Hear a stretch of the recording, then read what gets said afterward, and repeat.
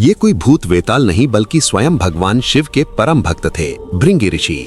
लेकिन एक समय ऐसा आया जब उनका शरीर केवल कंकाल जैसा रह गया और इस ऋषि की ऐसी हालत स्वयं माता पार्वती ने की थी। आखिर ऐसा क्यों हुआ? भृंगी ऋषि भगवान शिव के अत्यंत कट्टर भक्त थे। उनकी भक्ति इतनी एकनिष्ठ थी कि वे शिव के अलावा किसी और रूप या शक्ति को स्वीकार ही नहीं करते थे। वे मानते थे कि केवल शिव ही परम सत्य हैं, इसलिए जब भी पूजा करते सिर्फ शिव की परिक्रमा करते थे। एक बार भृंगी ऋषि कैलाश पर्वत पर भगवान शिव के दर्शन के लिए पहुंचे। वहां सभी ऋषि शिव पार्वती दोनों की परिक्रमा कर रहे थे, लेकिन भृंगी ने हमेशा की तरह केवल शिव की परिक्रमा शुरू कर दी। ये देखकर माता पार्वती ने उन्हें समझाया कि वे शिव से अलग नहीं हैं, वे शक्ति हैं और बिना शक्ति के शिव भी पूर्ण नहीं होते। इसलिए शिव के साथ पार्वती की पूजा भी अनिवार्य है। लेकिन भृंगी अपनी बात पर अडिग रहे।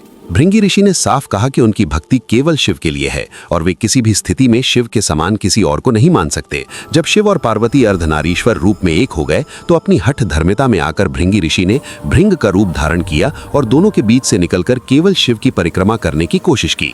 माता पार्वती ने उन्हें समझाने की बहुत कोशिश की, लेकिन जब भृंगी ने अपनी सोच नहीं बदली तो पार्वती को क्रोध आ गया। उन्होंने भृंगी को श्राप दे दिया कि उसके शरीर से सारी शक्तियां छिन जाएंगी और वो कंकाल मात्र रह जाएगा। तुरंत ही भृंगी का शरीर दुर्बल हो गया और वो केवल हड्डियों का ढांचा बनकर गिर पड़ा। वो इतना कमजोर हो गया कि खड़ा ही नहीं हो पा रहा था।